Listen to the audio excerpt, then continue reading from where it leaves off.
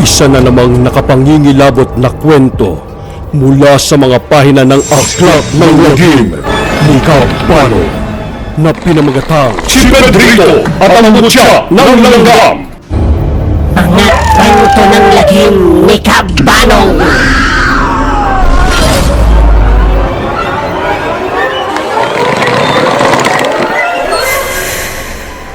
Magandang gabi sa inyong lahat. Ang kwento natin ngayon ay isang entry sa ginanap kamakailan na paligsahan ni Miss Shyla Hart para sa Team Mutya. Ang tema ng patimpalak ay tungkol sa mga anting-anting at sa mga mutya. At isa si Kabanong na inyong lingkod ang naanyayahan bilang hurado sa patimpalak na ito. At ang kwentong ito ang isa sa nakakuha ng atensyon ko. Ito ay sinulat ni Rain Bianex. At sa kanyang permiso, may mga binago ako para umayon sa tema ng mga kwento dito sa Aklat ng Lagim. Ang kwento ay tungkol sa isang binatilyo na nagngangalang Samuel o tawagin natin siya sa palayo niyang Sammy. Siya ay masasabi nating regular na pasaway na kabataan. Sisimulan natin ang kwento nang siya ay nasa high school pa lamang. Isang araw, ang aga-aga pa lang ay mainit na ang ulo ng ama ni Sammy. Sammy, you're grounded! Galit na sabi ng kanyang ama sa kadahilan ng pinapunta na naman sila dahil sa pakikipagbasag ulo ni Sammy sa eskwelahan. Sa darating na bakasyon ay ipapadala kita sa probinsya, doon sa lolo Carlito mo para madisiplina ka. Di ko na alam kung ano ang gagawin ko sa'yo. Pero pa, ayaw ko doon. Ang boring doon sa probinsya.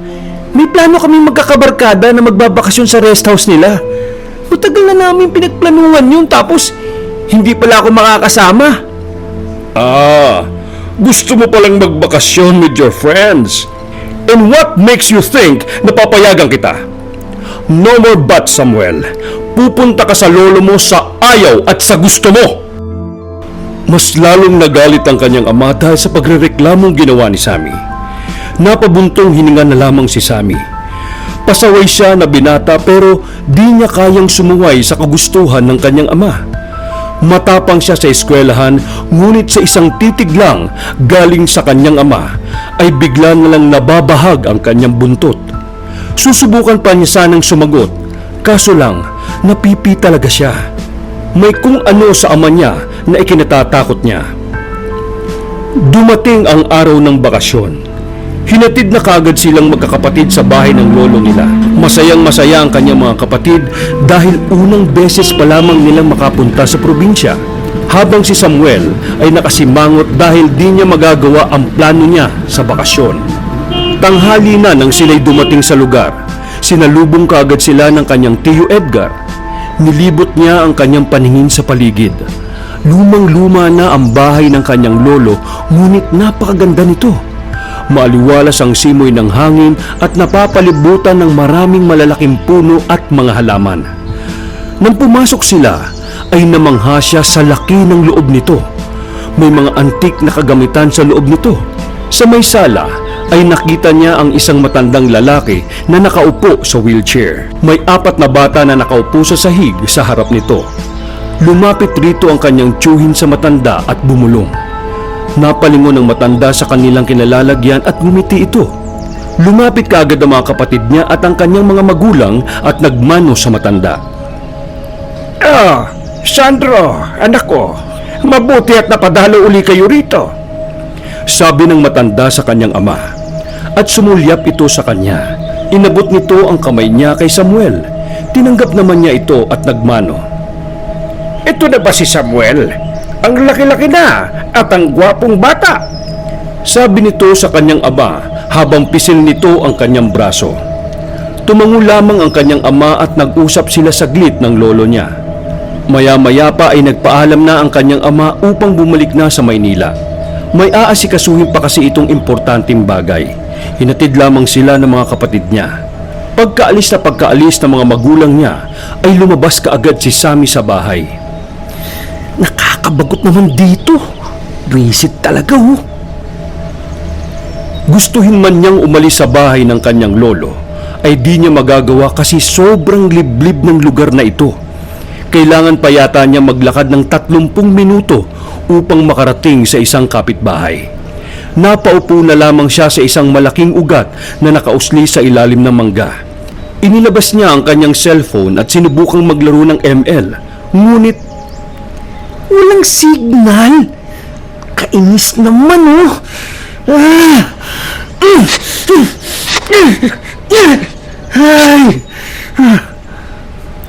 napabuntong hininga na lamang si Samuel at napasandal sa puno at nagpapapadyak sa sobrang inis. Maya-maya ay tinawag na siya ng kanyang tiyo Edgar para mananghalian. Wala siyang magagawa kundi pumasok ulit sa loob. Pagkatapos kumain ay umpo lang si Sammy sa sofa sa sala at pinagmasdan niya ang kanyang lolo at ang mga pinsan at mga kapatid niya na nagkukulitan. Hanggang sa naulinigan niya si Lolo Carlito na magkukwento. Biglang natahimik ang mga bata at tumutok ang mga ito kay Lolo Carlito. Wala naman din siyang magagawa kundi ang makinig sa kwento nito. Ayon kay Lolo Carlito, ang kwentong ibabahagi niya ay tungkol sa pangyayari sa tunay na buhay ng isang lalaki na nagngangalang Pedrito o mas kilala sa tawag na Pedring. Si Pedring ay ang nag-iisang anak ng mag-asawang magsasaka. Malawak ang kanilang lupain sa bundok at ang bukod-tanging lugar na hindi pa nabibili ng kanilang alkalde. Masipag at mabait si Pedrito. Sa murang edad na 15 ay natuto na itong magbanat ng buto. Tumutulong na ito sa kanyang ama sa pagsasaka. Minsan ay sumama ito sa kanyang pinsang si Elias upang mangahoy ng panggatong sa kakahuyan. Habang papauwi na sila, ay nakasalubong nila ang isang matandang babae. Bumati naman sila rito at sumagot naman ang ali. Pagkalagpas ng matanda, ay umalingasaw ang di kaaya-ayang amoy. Napatakip na lamang siya ng kanyang ilong. Liningon sana siya nang bigla siyang pinigilan ng kanyang pinsan na si Elias. Huwag kang lumingon, Pedring. Bakit po, kuya? Mamaya ko na lang ipapaliwanag sa'yo. Patuloy sila sa kanilang paglalakad hanggang sa dumating na sila sa bahay nila. Doon pinaliwanag ng pinsan ni Pedrito ang lahat. Ayon kay Elias, ang matandang babae na nakasalubong nila ay si Aling Sioneng, isang bantog na aswang sa lugar nila. Kaya't hanggat maaari ay iwasan nito ang matanda. Sinabihan lang din niya si Pedrito na mag-ingat at huwag nang lumabas sa gabi dahil baka dagitin siya na matandang yun. Marami na daw yung nabibiktima sa lugar nila. Marami na rin naliligaw sa kakahuyan at hindi na muling nakita pa. Tumango na lamang si Pedrito, tanda ng pagsang-ayon niya sa kanyang pinsan. Hindi siya nagpakita ng takot dahil siya lamang ang nag-iisang anak ng kanyang mga magulang. Kailangan niyang maging matapang para sa kanila. Tahimik naman ang buhay nilang pamilya hanggang sa nagbinata si Pedrito. Kahit na nasa wasto na ang kanyang edad na 19, ay nanatili pa rin ang patpati nitong katawan. Dahil sa kanyang pangangatawan ay madalas siyang tampulan ng tukso sa tuwing bababa siya sa bayan. Pero di naman niya itong binibigyang pansin, lalo na pag nakikita niya ang kanyang iniirog na si Margarita. Hindi makaporma si Pedrito kay Margarita dahil umaali-aligid din dito ang anak ng kanilang alkalde na si Rigor. Minsan napapansinan ni Rigor na may pagtingin si Pedrito sa dalaga kasi nahuhuli niya itong sumusulyap sa dalaga. Hindi na nakatiis ang nauna at pinagbantaan si Pedrito. Hoy! Wag na wag mong pagtatangka ang ligawan si Margarita, ha? Pedritong patpatin! Dahil sa akin lang siya nababagay. Ano naman ang maibibigay ng isang katulad mo na isang dukha sa isang katulad ni Margarita, ha? Baka nga liparin ka na lang ng hangin sa katawan mo yan, eh, ha? Pangangantsaw ni Rigor kay Pedrito at sinabayan naman ng tawa ng mga tauhan nito. Hindi na lamang pinansin ni Pedrito ang mga sinabi ni Rigor. Ayaw niya ng gulo, kaya nagpakumbaba na lamang siya. Isang umaga, Habang naghahanap ng panggatong si Pedrito ay may nakita siyang isang usa na nahuli sa bakal na bitag. Malamang ito ay isa sa mga bitag na mga mangangaso. Tinulungan ito ni Pedrito at pinalaya. Kahit payak ang kanilang pamumuhay, ay may malasakit si Pedrito sa kalikasan, lalo na sa mga hayop na nakatira rito. Malaki ang respeto niya sa mga hayop na namumuhay sa kagubatan. Alam niyang paubos na ang mga usa dito sa kagubatan kaya di niya hahayaang dumating ang araw na wala nang matira ni isa sa ating bansa. Lingid sa kanyang kaalaman ay nasa malapit lang pala ang mga taong gumawa ng bitag na yon. Pangahas ka! Bakit mo pinakikialaman ang huli namin? Tanong ng alkalde na may dalang rifle. Hindi na nakasagot si Pedrito nang makita niya ang alkalde at kasama nito ang anak na si Rigor at pati mga tauhan nito. Papa, kilala ko po ang taong yan. Siya si Pedrito. Nakatira yan dyan sa bundok. Ikaw pala ang anak ng mag-asawang nagmamay-ari ng lupain dyan sa bukid na ayaw ipagbili ang lupain sa akin. Dahil sa ginawa ng magulang mo, ay naudlot ang negosyong gusto kong ipatayo dyan sa lugar ninyo. At dahil dyan, Ikaw ang magbabayad ng pagtanggi nila sa ko! ha? Galit na sabi nito, sabay sikmura nito kay Pedrito. Huwag ka nang pumalag. Wala ka namang magagawa Matapang ka talaga.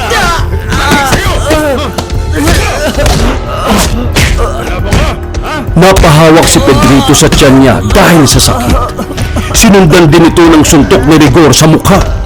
Gusto sana niyang depensa ng sarili niya, ngunit hinawakan siya ng mga kaibigan nito sa dalawang braso. Nagmamakaawa siya sa mga ito, ngunit pinagtulungan siya ng mag-ama hanggang sa namagana ang kanyang pisngi at umagos na ang dugo sa kanyang bibig at ilong. Binitiwan siya ng mga ito at nasubasob ang kanyang mukha sa bahay ng mga langgam at saka nawalan ng malay. Namulat ang kanyang mga mata sa isang lugar na di niya alam kung saan. Naglakbay ang mga mata niya. Sobrang ganda ng lugar na yun. Maraming bunga ang mga puno at punong-puno ng kakaibang bulaklak at halaman sa paligid. Sa isang malaking bato ay nakita niya ang isang napakagandang babae. Kumikinang ang suot nitong damit. Hinahaplos nito ang isang pamilyar na usa. Usa na siyang pinalaya niya kanina. Dahil sa pagkamangha ay di na nagawang magsalita ni Pedrito. Nakatitig lamang siya sa babaeng yun. Biglang inabot ng babae ang isang maliit ngunit kakaibang bato. Kulay dilaw ito at kumikinang. Tanggapin mo ang mutyang ito, Pedrito. Dahil sa ikaw ay may mabuting puso. Ito ay bigay sa'yo ng kalikasan.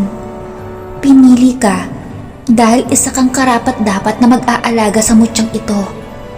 Ako si Hangya Lewa, diwata at tagapag-alaga ng kagubatang ito. Ingatan mo ang mutyang yan at tiyak na ikaw ay matutulungan sa oras ng iyong pangangailangan. Pagkatanggap nito ni Pedrito, ay bigla na lamang siyang nagising sa yugyug ng kanyang ama. Pedrito! Pedrito! Gising! Bakit ka nakatulog sa kagubatan? Kanina ka pa namin hinahanap ng iyong ina. Mabuti at nakita ka namin at naiuwi ka na namin dito sa bahay. Nako, kanina ka pa walang malay. Nag-aalala na nga ang inay mo, kaya ginising na kita.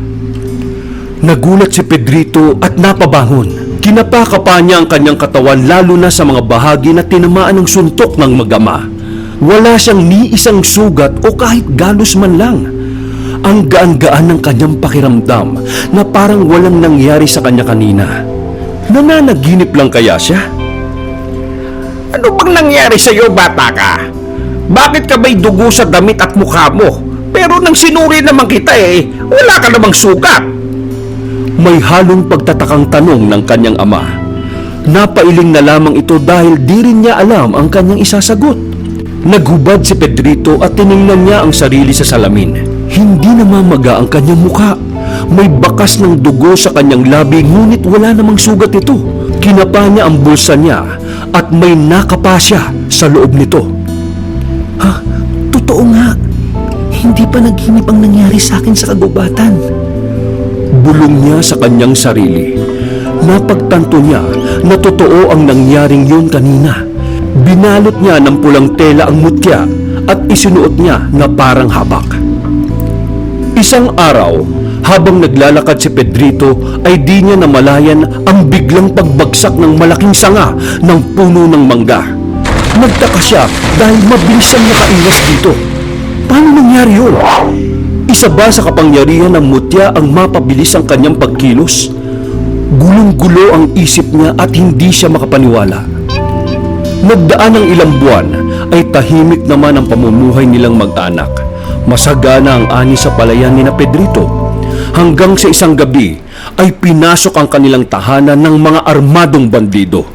Tinutukan sila ng mga dala nitong baril. Magsinaba kayo!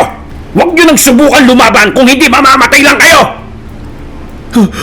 Parang awa niyo na! Huwag niyong sasaktan ang pamilya ko! Pedring, dito ka lang sa tabi. Huwag ka na lumaban. Sumunod ka na lang sa kanila. Nagsipagdapa ang kanyang mga magulang. Nagmamakaawa ang mga ito na huwag silang saktan. Pinadapa rin nila si Pedrito ngunit nang batigas ito. Kaya sisikmuraan na sana siya ng isa sa mga ito ngunit mabilis siyang nakadepensa. Nagkaroon siya ng pagkakataong labanan ng armadong bandido dahil sa bilis ng kanyang kilos. Walang kahirap-hirap na pinagsususuntok at pinagbabalibag niya ang mga ito. Nabigla din siya sa kanyang lakas. Napansin na niya ito nung nagbubuhat siya ng sakusakong bigas. Ngunit dahil sa maraming gawain, ay pinagsawalang bahala niya na lang ito. Kakaiba ang pinamamalas niyang bilis, lakas at tapang. May nakalusot na isang bandido at nagawa siyang barilin ito. Heh, matigas ka! Tingnan natin ang galing mo sa baril ko! Wag! Anak! Napasigaw ang kanyang mga magulang dahil akala nila ay katapusan na ng kanilang nag-iisang anak. Ngunit tumalbog lang ang bala na tumama sa kanyang katawan. Nang dahil doon ay nagsitakbuhan ng mga bandido dahil sa takot. Sinubukan niyang habulin ng mga ito ngunit kanya-kanyang takbo ang mga bandido. Naiwan ang iilan sa mga armas nito at napagpasyahan niyang ibaon ang mga ito sa lupa para hindi na magamit pa ng kahit sinong tao sa kasamaan. Nang dahil sa nangyari, ay manghang-mangha ang kanyang mga magulang sa kanya. Ikinuwento niya sa kanyang mga magulang ang lahat at nanatili yung sikreto ng kanyang pamilya. Kumonsulta din si Pedrito sa isang antingero. Nang makita ito ng antingero, ay napag-alaman niya na ang binigay ng diwata ay isang mutya ng langgam.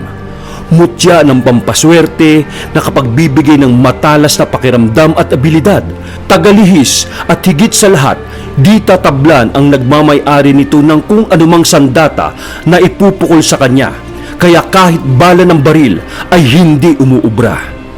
Nagdaan pa ang ilang araw ay dumapo na din ang swerte kay Pedrito. Lumago pa ng lumago ang kanyang mga pananim hanggang sa nagkaroon na din siya ng pwesto sa palengke. Nakuha niya din ang matamis na oo ni Margarita. Nang dahil sa mga yon, ay mas lalong nag-init si Rigor. Sinubukan niyang tambangan ulit si Pedrito ngunit gaya ng mga armadong bandido, di sila nagtagumpay sa kanilang mga binabalak hanggang sa nabisto ang mga iligal na gawain ng ama nitong alkalde.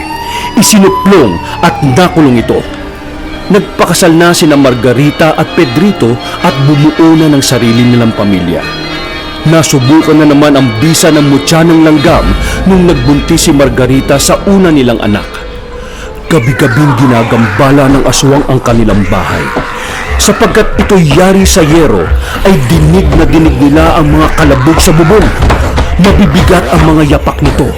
Palipat-lipat na wari naghahanap ng butas na pwedeng mapasukan.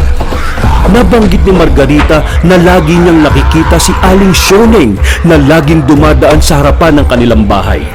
Naalala ni Pedrito ang kwento ng kanyang pinsan noong bata pa siya.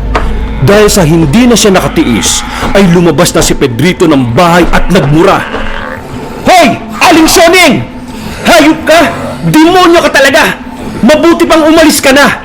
Akala mo hindi ka namin kilala? Huwag mo akong subukan! Hinamo niya ang aswang na bumaba at labanan siya. Kahit anong gawin ng aswang, ay hinding-hindi niya makukuha ang anak ni Pedrito. Walang ano-ano, ay umatake na ang aswang. Ninundag siya at mabilis siyang dumapa at umulan. Dahil sa liwanag ng buwan, ay kitang-kita ni Pedrito ang kabuuan ng aswang. Itim na itim ang mabalahibong balat nito at mahahaba ang buhaghag na buhok. May nanlilisik at nagbabagang mapupulang mata. Matalas sa mga ngipin at kuko. Mahaba ang braso nito. Palundag-lundag ito sa mga puno. Hindi inalis ni Pedrito ang kanyang tingin sa halimaw. Gamit lamang ang kanyang itak, ay pinilit niyang labanan ang aswang na yun. Tinalunan siya nito at bumagsak siya sa lupa. Naitapo niya ang kanyang itak at sinubukan siyang kalmutin ng halimaw. Nakipagbuno si Pedrito. Kinalmot siya nito ngunit di makabaon ang mga kuko nito sa kanyang balat. Pinigilan ni Pedrito ang aswang na makalmot siya sa mukha. Tinadyakan niya ito at tumilapon nito. Sinugod niya ito ng suntok. Tinamaan ng panga ng aswang at tumilapon ng isang pangil nito. Napahiyaw sa sakit ang aswang. Sinubukan ng aswang na kagatin si Pedrito ngunit nakaiwas ito at mabilis na nakuha ni Pedrito ang kanyang itak at itinaga niya sa halimaw. Natapyas ni Pedrito ang kaliwang tenga ng aswang. Nang dahil dito ay nagmamadali na itong tumakas. Patalon-talon ito papalayo hanggang sa naglaho na ito sa dilim. Wag na kayong babalik dito, halimaw ka! Kilala kita! Kung ayaw mong ibalik kita sa impyernong pinanggalingan mo, wag ka nang babalik dito, Alice Yoning! At simula nga noon ay hindi na ginambala pa sila ng aswang hanggang sa nanganak si Margarita. Kahit na umunlad ang buhay ng mag-asawa ay nanatili pa rin ang kanilang kababaang loob.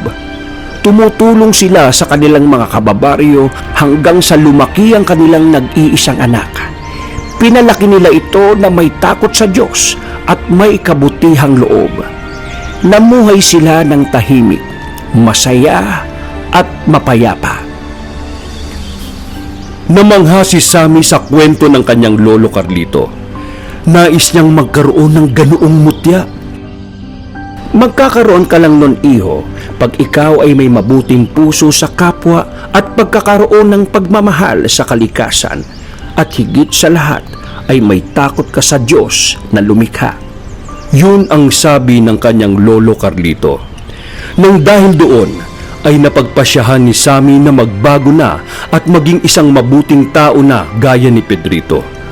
At nang sinundo na si Sammy ng kanyang ama, habang nagmamaneho ng kanilang kotse papauwi ng Maynila ang kanyang ama na si Sandro, kasama ng kanyang asawa, ay kinakapa nito ang habak sa kanyang tagiliran.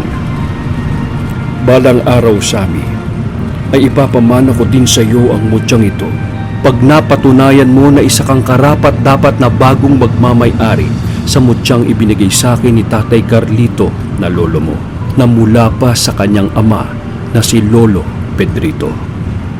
Nakangiting bulong nito sa kanyang sarili. Walang kaalam-alam si Sammy na ang kanyang ama ang kasalukuyang may hawak ng mutya ng langgam. Kung nagustuhan nyo ang kwento nating ito, ay kung maaari lang na mag-like kayo at mag-iwan ng comment. At magsha-shoutout muna tayo sa mga bago nating subscribers. Sila ay sina Milagrosa Luke, Sharina Micaela Mercado, Ken Spider Alas, Gandang Pinay, Balin Tataw, Asher Official, Den Abad, Troy TV, Jerilyn Edhao, Rita Leo Arroyo, Edralyn Vergara, Black Maria, Miss Mars, Miss Shimmer, Imogen, Charmaine Cardoza Saneo, Helena Athena Cristina Luzon, Sid Vicious, Pauline Mosura, Marites Agraviador, Rain Archive, John Alfonso TV, Ang Manunulat Horror Stories, El Bilingan, Creepy Stories, Aswang Stories, Jenny Peru, Doha Doha, Vendetta 13, at ang pahina ni Iralyam Horror Stories. Maraming salamat rin kina Ominous Cookie sa kanyang pagganap bilang diwata at ina. Napakagaling niyang voice artist at tagapagsalaysay. Kung maaari ay mag-subscribe rin kayo sa kanyang channel. Nasa description sa baba ang link ng kanyang channel. Maraming salamat muli. Miss Ominous Cookie. At maraming salamat rin kina Nika Michelle Urbano at Shasha Sudario sa kanilang ikalawang buwan na pagiging kasangga ni Kabanong community member at sa bago nating miyembro na si Milagrosa Luke. Maraming salamat sa inyong suporta at napakalaking tulong po ito para patuloy ako makagawa ng magagandang mga kwento para sa inyo na isasalaysay natin dito lang sa Aklap ng Lagim ni Kabanong.